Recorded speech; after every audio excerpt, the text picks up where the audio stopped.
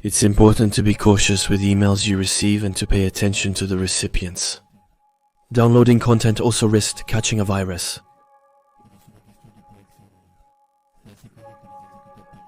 Very quickly your PC when it hides a virus. But I never thought that was possible for an image, even less when it's just a multimedia messaging service, and even less this kind of virus. What I mean is that this virus infects your phone if you download the image, but not just your phone. Many inexplicable things have happened to me since I downloaded it. I'll try to share as much as possible. Maybe it could slow it down, I don't know, and I hope that's the case. I couldn't say exactly how long ago it was, and you'll understand why later. But I was surfing the net on my phone, nothing special. I was scrolling through my Facebook, checking out the latest tweets. Nothing special really. When I heard my phone ring and saw the notification for a new text message, I immediately felt a kind of uneasiness. I couldn't explain why, but it was as if my senses were on high alert to warn me of danger. And when I saw the sender, I shivered. It said the Red Eyes Men, as if it had been saved in my contacts. The phone number field was blank, as if there wasn't one. It was a multimedia messaging service. It contained an image with the same name as the sender. The image was chilling. It was a portrait of a man who seemed to be giving a huge smile. But several details were disturbing. The image was blurry, which distorted his face and gave him a particularly macabre look. His eyes, however, were red, and he appeared to be staring at me through the screen. I immediately felt very uneasy. I really had the impression that this man was actually staring at me. Initially, I wanted to reflexively delete the multimedia messaging service to avoid seeing it again while browsing my messages. But I decided it would be good to keep it in case I wanted to show the image to other people so they could tell me if they had received it too. I locked my phone and searched online for Red Ice Man, but couldn't find any definitive information. So I went to bed.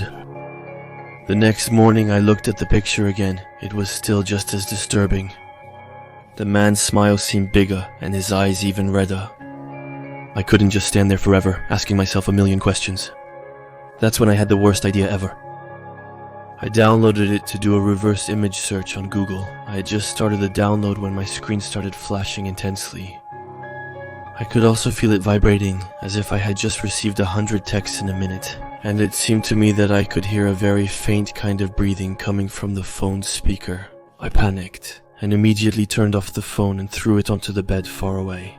My phone was prone to bugs. I'd had it for 2 years. It was starting to get a bit old. I had already had some vibration issues, but nothing of this magnitude.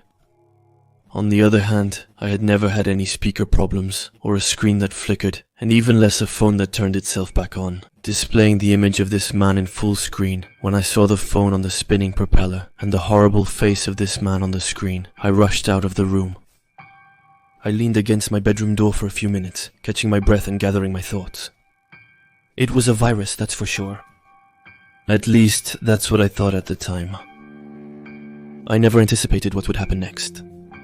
I went back inside the room, telling myself over and over that it was just a computer program that messed with my smartphone and nothing else. The phone was off now, still lying on the bed. I picked it up, pocketed it, and left. To clear my head, I went to the nearby park, just to recharge a little. While walking, I asked myself many questions about that picture. I sat down on a bench and turned on my phone. After all, the damage was done. The picture was probably in my downloads, so I might as well do a reverse image search to see if anyone had possibly posted it on the internet. At least that would have allowed me to find out where the picture came from. I had nothing left to lose. When I turned it back on, my phone screen flickered slightly. I wasn't too surprised, as I was expecting the worst. I was surprised that they had turned back on. I thought it was completely out of order. I went to the home screen. The red-eyed man's image was gone. I was a bit relieved. Maybe the phone could be fixed. No surprise, when I searched through the downloaded files, he was there. His red eyes seemed shinier than before. His smile appeared to have widened, making the image even more disturbing and morbid than earlier. I quickly opened Google and felt relieved that my 3G was still functioning. I then uploaded the image so that Google could find its origin. Image search typically finds nearly identical images to the uploaded ones, with only minor variations. But I had never seen anything like this before. The match glitched completely. I saw only a single image, that of some kind of garden. So I opened it, and I noticed that the website hosting the image was unusual. It was a string of random characters. There was no .com or .ifr, just a string of characters. I didn't dwell on it, and he was looking closely at that famous garden. I could see a figure at the very back of it, a silhouette of a tall man, very tall, who seemed to be facing the camera lens. His body was blurry, but what really made me panic was a disturbing detail. There was another figure sitting on a bench, on their phone, barely 2 meters in front of the blurry figure. It wasn't a garden, it was the park, and the figure on the bench was me. I turned around almost immediately, nearly dropping my phone in shock. There was nothing, and my phone started vibrating violently. The screen flashed even more, and the speakers seemed to play particularly morbid, distorted laughter, as if it came from beyond the grave. Shaking all over, I hurried to press the phone's power button, just before turning it off. I saw him again, looking at me, smiling at me, as if he was pleased with my fear. I didn't sleep at home that night. I called a friend from my landline, pretending there was a water leak, then I went to sleep at his place. After that horrible experience, I couldn't bear to be alone. I was even afraid to touch the phone. It remained in my bag from the time I departed the park, until reaching my friend's residence. We were watching Netflix when he questioned me and asked why I looked so pale. I was sure I had lost my mind, that everything I had seen in the park was just a huge hallucination. But that didn't stop me from talking, so I told him everything.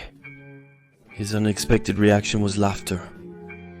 Then he took out his phone and tossed it onto my lap, his head still turned toward the television. Then he said to me, "Here, look." On the screen of his phone, there was the face with red eyes. The room seemed to have gotten darker. I could see my friend, out of the corner of my eye, stand up with his back to me. I shivered and immediately asked him when he had received the picture. He didn't answer me, and was still standing with his back to me, not moving a single muscle. That's when I saw the mirror positioned right in front of him. In that mirror, it wasn't my friend's face that was reflected. It was the face of the man with red eyes. I tossed the phone and rushed out of there as fast as I could, knocking over the coffee table on my way out. Just before I went through the front door, I could hear her laugh, like on the speaker, loud and macabre. And when I slammed the door, I was sitting on the bench in the park again. It took me a while to realize. I had never been at home to call my friend on the landline. I had never watched Netflix with him on the couch. I had never moved from that damn bench in the park, and I always had that damn phone in my hands. Paralyzed, I didn't know what to do or think. I had imagined everything. I even wondered if what I was experiencing there wasn't just another hallucination. The phone was still showing the image search, but this time, a new image had appeared. I opened it and saw the silhouette of that man again, still in the park, except this time, he was even closer to me. He had walked around the bench and was staring at my silhouette, his right arm stretched out toward me. He was barely a meter away from my face. Again, I instinctively looked to my right to see if he was there, but there was nothing. Just like before, my phone began vibrating even more intensely. But before he had time to do anything else, I took the battery out of it. Then I had a pretty primitive reaction. I started running as far away as possible from that damn bench, as far away as that entity that seemed to be after me. I then got into my car and headed toward my doctor's office. Once I arrived, I gave my name at the reception, then I patiently waited for my turn in the waiting room. And when I heard my doctor say my name, I finally felt a surge of hope. I was finally going to find out if I had any mental problems. I thought he might be able to give me some medication to stop me from hallucinating. Once I was in front of him, I told him everything. From how I received the image, all the way to the story about the park. And finally, about the visit to my friend's place, and the strange flashback that followed. He reassured me, saying that most mental disorders could be managed and that it would be okay. He then took something out of his pocket, his cell phone. Then he put it next to me and said, "Here, look." I was paralyzed with fear and didn't dare look at the phone. I knew what was displayed on it. That's when the doctor started laughing louder and louder. The room became very dark. And then all of a sudden he reached his hands out toward me and started screaming. His hands were inches from my face when I shut my eyes tightly. Then, everything stopped. I couldn't hear anything anymore. No more laughter, no more screams. Just a faint sound that was hard to identify. I slowly opened my eyes and discovered the source of the sound. It was a sprinkler, the park sprinkler.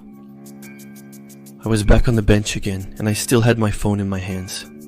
And a new image had appeared, a third one, in the Google image search. I still haven't opened it, and I still haven't moved from this bench. In this last one, he got closer to me. Even closer. I'm unsure what will occur when he finds me. And to be honest, I'd rather not know. That's why I'm recording this for you. And I don't know who will be able to hear it. I don't even know exactly how much time has passed since I downloaded the image. I'm not sure if I'm still in this world. Honestly, I've lost track of time. My fate seems sealed. But maybe you'll have the chance to hear this and won't make the same mistake I did. Lucky for me, my phone's voice recorder still works. Otherwise, I couldn't have warned you. The red-eyed man appears to distort your entire view of reality. He acts like some kind of virus. At first, I thought it was only the phone that would be infected, but I was terribly wrong. It seems to attack your brain directly once you download the image. It settles in and makes itself at home, completely corrupts you, and makes you lose all sense of reality. What convinced me the most to send you this voice message was when I noticed what I had done. Certainly without meaning to, but I did it. In the messages I sent, I found my entire phone directory. I had sent a message to all my contacts without missing a single one. You know, just like I do, what was in those messages. I was infected by the virus, and the virus wanted to spread. In my madness, I then sent the image to everyone I could. I definitely infected all my contacts. Here I am now, stuck on this bench, phone in hand, recording this message for you. There's nothing left I can do to save myself. I'm almost certain I never left this bench. I don't even know if this message will ever be heard, but I had to warn you. If you ever receive a multimedia messaging service containing the image of the man with red eyes, never download it, because he will infect you. And when that happens, his red eyes staring at you through your phone will drive you into pure madness.